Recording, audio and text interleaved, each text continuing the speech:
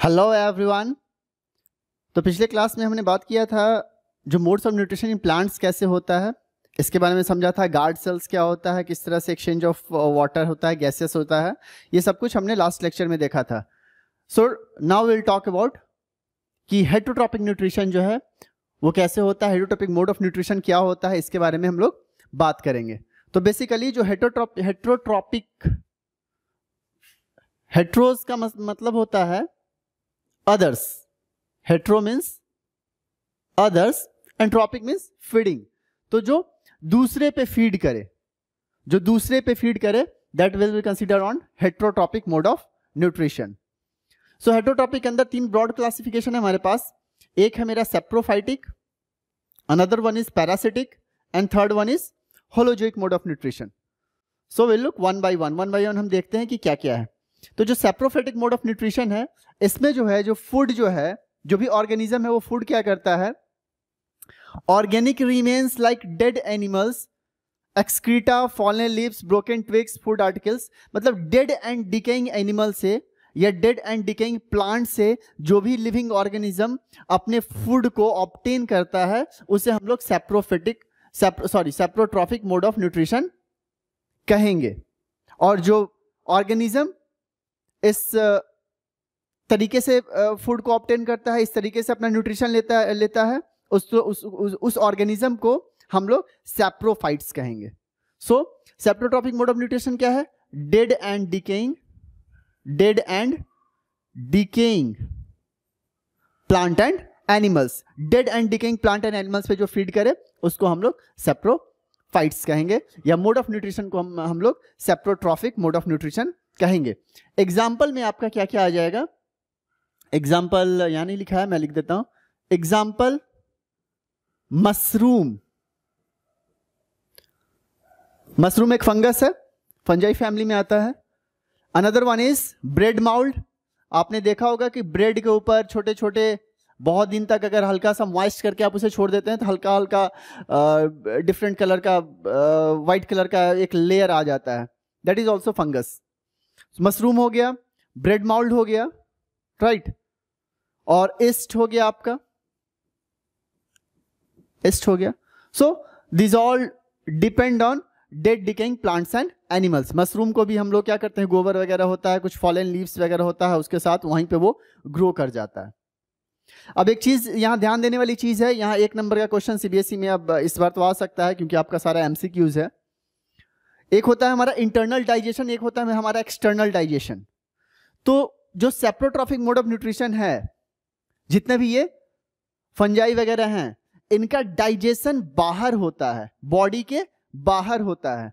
So external digestion, इनके body में जो डाइजेशन होगा वो एक्सटर्नल डाइजेशन होगा। एक नंबर का सवाल आ सकता है, 1 मार्क्स क्वेश्चन। हम लोग क्या करते हैं, हम लोग फूड को अंदर लेते हैं और स्टोमक वगैरह में डाइजेस्ट करते हैं, कुछ माउथ में डाइजेशन होता है ना। लेकिन इनका जो डाइजेशन होगा वो बॉडी के बाहर होगा। मशरूम वगैरह है या ब्रेड माउल्ड है, ईस्ट है, वो क्या करते हैं, बाहर ही जो इनका फूड होता है जिन पे ग्रो करेंगे, उस फूड को बाहर में ही वो सिंपलर मॉलिक्यूल में ब्रेक डाउन कर देते हैं और उसके बाद उसी को डायरेक्टली वो एब्जॉर्ब कर लेते हैं। So break down is occurring outside their body, inside their body नहीं हो रहा। वो बॉडी के अंदर फूड को नहीं ले रहे हैं, वो ब्रेक डाउन पहले बाहर में कर रहे हैं, उसके बाद वो इनटेक कर रहे हैं। तो इस चीज को आप ध्यान में रखिएगा। मशरूम, ब्रेड मॉडल्स, जो भी फंगाई वगैरह हैं, वो सारे का सारा न्यूट्रिशन, जो डाइजेशन का प्रोसेस है उनमें, वो बॉडी के बाहर होता है। That is called external digestion. Next one is parasitic mode of nutrition. Parasitic mode of nutrition ऐसा न्यूट्रिशन होता है जिसमें जो ऑर्गेनिज्म है obtain their food from other living organism. दूसरे लिविंग ऑर्गेनिज्म के ऊपर जो है वो एक ऑर्गेनिज्म डिपेंड करेगा। एंड एक लाइन और ऐड कर देता हूं, without giving them any benefit. Benefit उनको नहीं दिया जाएगा, मतलब obtains food from other living organism without giving them any benefit. कोई भी बेनिफिट उनको नहीं दिया जाएगा, उसके बाद वो फूड ऑब्टेन करेगा। वैसे ऑर्गेनिज्म जिस पे वो डिपेंड करता है उसको हम होस्ट कहेंगे, और जो ऑर्गेनिज्म जिस ऑर्गेनिज्म के ऊपर अपना शेल्टर बनाएगा, अपना घर बनाता है, वहां से न्यूट्रिशन डिराइव करता है, उनको हम लोग पैरासाइट कहेंगे। एग्जाम्पल के तौर पे समझते हैं।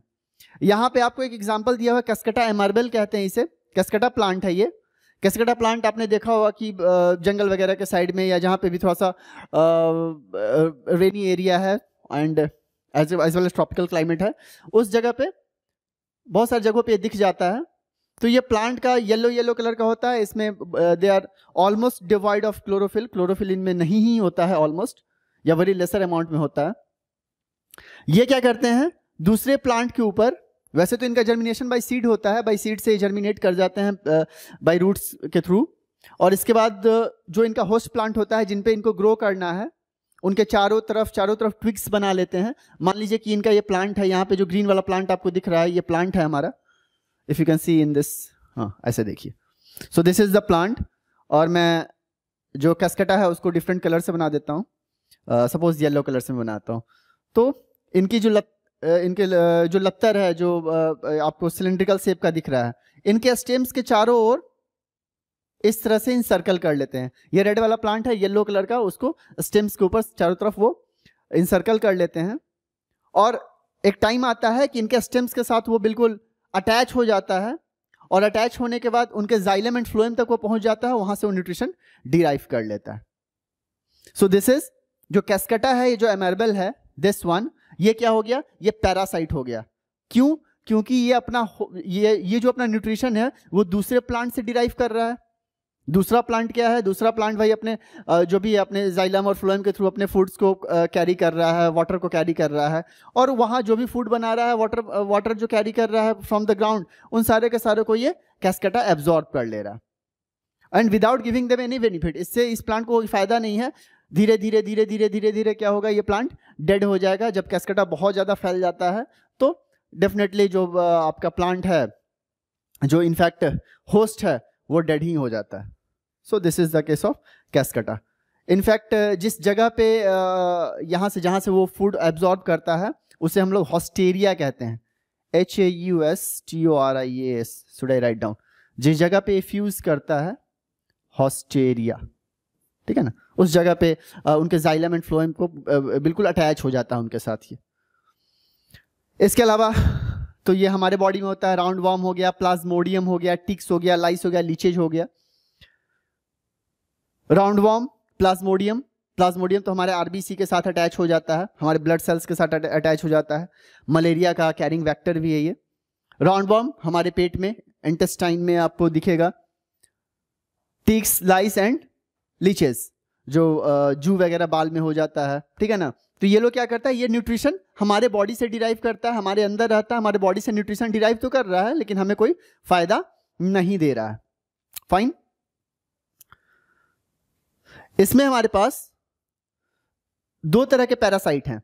ये देखिए बॉडी के अंदर हैं, और ये सारे के सारे बॉडी के बाहर से अपना न्यूट्रिशन को डिराइव कर रहे हैं।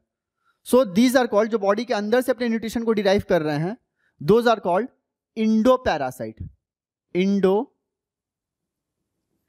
पैरासाइट एंड दोज ऑर्गेनिज्म जो बॉडी के बाहर से अपने न्यूट्रिशन को डिराइव करना है। वैसे पैरासाइट जो बॉडी के बाहर से न्यूट्रिशन डिराइव करना है, जैसे टिक्स जो है, लाइस जो है, लीचेज जो कहाँ रहता है, बाहर रहता है। लीचेज वगैरह आपके ब्लड से, आपके स्किन सेल से अटैच हो जाता है और वहाँ से ब्लड को सक करता है। इनफैक्ट मॉस्किटो क्या है, आपके बॉडी के ऊपर स्टिक हो जाएगा, उसके ऊपर बैठ जाएगा, बैठने के बाद वहाँ से ब्लड निकाल लेता है। सो वो भी पैरासाइट है, मॉस्किटो भी एक पैरासाइट है जो कि आपके बॉडी सरफेस से ब्लड को लेता है। So those will be called as ectoparasite. ECTO, ectoparasite. So endoparasite और एक्टोपैरासाइट दो तरह का पैरासाइट हो गया। सो ये आपके सिलेबस में भी नहीं है, बस ऐसे ही जानने के लिए बता दिया। The last one is, third one is heterotrophic mode of nutrition में ही हमारे पास है होलोजोइक मोड ऑफ न्यूट्रिशन। एक तो था हमारे पास ऑटोट्रॉपिक था, दूसरा हेटरोट्रॉपिक है। तो हेटरोट्रॉपिक का third category holozoic mode of nutrition. इस न्यूट्रिशन को हम लोग इंजेस्टिव न्यूट्रिशन भी कहते हैं। This is also called ingestive nutrition. मैं बता रहा हूं कि क्या है ये इंजेस्टिव न्यूट्रिशन। इसमें क्या करते हैं कि हम लोग जो सॉलिड फूड है, या जो फूड है उसको अपने बॉडी के अंदर लेके आ जाते हैं। बॉडी तो फूड तो बाहर से ही लेना है क्योंकि हेटरोट्रॉपिक है, अदर्स पे फीड करेंगे। और उसके बाद के जितना भी प्रोसेस है, डाइजेशन का प्रोसेस है, एक्सक्रीशन का, जो एसिमिलेशन का प्रोसेस है, ठीक है ना, वो सारा का सारा हमारे बॉडी के अंदर ही होगा। सो फूड को सिर्फ हम बाहर से लेके आएंगे और उसके बाद की जितना भी प्रोसेस है, जो भी प्रोसेस है उसके बाद का, वो सारा का सारा बॉडी के अंदर में होगा। So what we are doing, we are taking an solid piece of food as a whole. Holo का मतलब ही होता है, होलो का मतलब ही होता है होल। पूरे के पूरे फूड को हम लोग क्या कर रहे हैं, बॉडी के अंदर लेके आ रहे हैं। उसके बाद का जितना भी प्रोसेस है, बाकी सारा प्रोसेस है, वो सारा का सारा प्रोसेस हम लोग बॉडी के अंदर करेंगे। उसका डाइजेशन का प्रोसेस करेंगे, ठीक है ना, उसको ब्रेक डाउन करेंगे, सारा प्रोसेस हम लोग अंदर करेंगे और उससे हम लोग न्यूट्रिशन को डिराइव करेंगे। होलोजोइक के अंदर भी 3 कैटेगरी आ जाता है आपका, कार्निवोर्स, हर्बीवोर्स, ओमनिवोर्स आ जाता है। हर्बीवोर्स जैसा कि आप लोग जानते हैं कि जो प्लांट्स, हर्बीवोर्स जो प्लांट्स को खाता है उसको हम लोग हर्बीवोर्स कहते हैं। कार्निवोर्स जो फ्लैश को खाता है उसे कार्निवोर्स कहेंगे, और साथ साथ जो दोनों खाता हो उसको हम लोग ओमनिवोर्स कहते हैं। सो होलोजोइक मोड ऑफ न्यूट्रिशन में सारा एग्जाम्पल आ जाएगा आपका। एग्जाम्पल में वो ह्यूमंस आ जाएंगे, हम लोग भी होलोजोइक मोड ऑफ न्यूट्रिशन के अंदर आएंगे। लायन, डियर, है ना, जो भी सॉलिड फूड को इंटेक करता है और अपने बॉडी के अंदर सारे प्रोसेसेस को करता है, वो सारा का सारा होलोजोइक मोड ऑफ न्यूट्रिशन के अंदर आएगा। So this was all about your mode of nutrition. See कि कौन कौन सा स्टेप्स होते हैं होलोजोइक मोड ऑफ न्यूट्रिशन में, कौन कौन सा स्टेप्स होते हैं उन्हें हम देखेंगे। सो जो मेरा पहला स्टेप है that is ingestion, after that digestion, absorption, assimilation and egestion. 5 step process है, ingestion, digestion, absorption, assimilation and egestion. Ingestion के प्रोसेस में क्या होता है कि किस तरह से हम लोग फूड अपने बॉडी के अंदर लेके आ रहे हैं। मैंने पहले ही बताया था कि जो होलोजोइक मोड ऑफ न्यूट्रिशन होता है उसे हम लोग इंजेस्टिव न्यूट्रिशन भी कहते हैं। So what is ingestion? Taking in solid food. So किस तरीके से हम लोग फूड लेके आ रहे हैं, let me switch on to colour. So this is called taking in food inside the body. किस तरह से तरीके से फूड को हम लोग बॉडी के अंदर लेके आ रहे हैं। Another one is digestion. Digestion में क्या होता है कि जो हमारे कॉम्प्लेक्स मॉलिक्यूल हैं, कार्बोहाइड्रेट है, प्रोटीन है, ठीक है ना, फैट्स है या लिपिड्स है, सो वो जो कॉम्प्लेक्स मॉलिक्यूल है उनको हम लोग वाटर सॉल्युबल स्मॉल मॉलिक्यूल में तोड़ना चाहते हैं। जैसे कार्बोहाइड्रेट होगा उनको ग्लूकोज में हम लोग कन्वर्ट करेंगे क्योंकि ग्लूकोज हमारा बॉडी एक्सेप्ट करेगा। उसके बाद हमारा प्रोटीन है उसको अमीनो एसिड्स में कन्वर्ट करेंगे। इसके बाद हमारा फैट है उसको फैटी एसिड्स में कन्वर्ट करेंगे, ग्लिसरॉल में कन्वर्ट करेंगे। So this kind of thing, जो हमारा डाइजेशन का प्रोसेस होगा, जो कॉम्प्लेक्स मॉलिक्यूल है, लार्जर मॉलिक्यूल है, उसको हम लोग स्मॉलर मॉलिक्यूल में कन्वर्ट करेंगे। Here in note it is written, एक चीज लिखा है, can happen inside or outside the body। हमने पिछले इसमें बताया था कि जो हमारे सैप्रोफाइट्स होते हैं, राइट, जैसे फंगाई वगैरह होता है, वो जो डाइजेशन का प्रोसेस करते हैं वो अपनी बॉडी के बाहर करते हैं, उन्हें हम लोग एक्सटर्नल डाइजेशन कहते हैं। तो यही बता रहा है कि जो डाइजेशन का प्रोसेस है अंदर भी हो सकता है, बॉडी के अंदर भी हो सकता है, बॉडी के बाहर भी हो सकता है। कंफ्यूज मत रहना इस बात से कि बॉडी के बाहर डाइजेशन कैसे होगा। तो जितने भी लगभग डिकम्पोजर्स हैं वो सारे के सारे क्या करते हैं, बाहरी बॉडी का डाइजेशन करते हैं। इसके बाद है हमारा एब्जॉर्प्शन। सो व्हाट हैपेंस कि डाइजेशन का प्रोसेस हो गया, हमने कॉम्प्लेक्स मॉलिक्यूल को सिंपलर मॉलिक्यूल में तोड़ दिया। अब है कि वो टूट गया मॉलिक्यूल, उसको हम लोग को ब्लड स्ट्रीम के अंदर एब्जॉर्ब करना है और ब्लड के थ्रू फिर वो ट्रांसपोर्ट हो जाएगा, डिफरेंट सेल्स तक पहुंच जाएगा। तो जो एब्जॉर्प्शन का प्रोसेस होता है उसमें क्या होता है, जो डाइजेस्टेड फूड है वो इंटेस्टाइनल वॉल से होते हुए ब्लड स्ट्रीम तक पहुंच जाते हैं। ये पूरा का पूरा प्रोसेस जब हम लोग ह्यूमन डाइजेस्टिव सिस्टम पढ़ेंगे तो इसको हम लोग एलिबरेट में पढ़ेंगे। तो एब्जॉर्प्शन के प्रोसेस में क्या होगा, जो भी डाइजेस्टेड फूड है, अब तो कॉम्प्लेक्स फूड है, स्मॉलर आपके स्मॉलर मॉलिक्यूल में टूट चुका है, कार्बोहाइड्रेट आपका ग्लूकोज में टूट चुका है। अब उस ग्लूकोज को क्या करना है, बॉडी के अंदर लेके आना है। तो कहां से आएगा भाई, इंटेस्टाइन के अंदर आएगा, विलाई एक स्ट्रक्चर होता है, वहां से होते हुए आपके ब्लड के अंदर आएगा। So that process is known as absorption.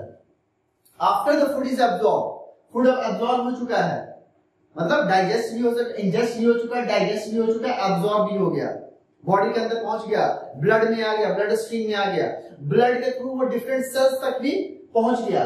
तो एसिमिलेशन में क्या होगा, एसिमिलेशन में अब मेरा फूड पहुंच चुका है सेल्स तक। अब सेल क्या करेगा, उससे एनर्जी डिराइव करेगा अपने ग्रोथ के लिए, मेंटेनेंस के लिए, रिपेयर के लिए, सेल के डिवीजन के लिए, जिस भी पर्पस के लिए पूरा का पूरा बॉडी क्या करेगा, उससे उस फूड से क्या करेगा, एनर्जी डिराइव करेगा अपने मेटाबॉलिक एक्टिविटीज को परफॉर्म करने के लिए। और इन सब के बाद ये सारा का सारा प्रोसेस तो हो गया। इसमें क्या होता है कि कुछ चीजें ऐसी होती हैं जिसे हम लोग बॉडी के बाहर निकालना होता है, जैसे वेस्ट मटेरियल वगैरह होता है। सारे जो मेटाबॉलिक प्रोसेस होते हैं उसमें बहुत सारा वेस्ट मटेरियल होता है, उन सबको बॉडी से हम लोग को बाहर निकालना होता है।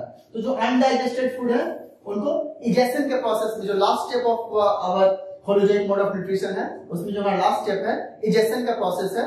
इजेशन में क्या होता है, जो भी मेरा अनडाइजेस्टेड फूड है उन सबको हम लोग बॉडी के बाहर निकाल देते हैं, in the form of faeces हम लोग बाहर निकाल देते हैं।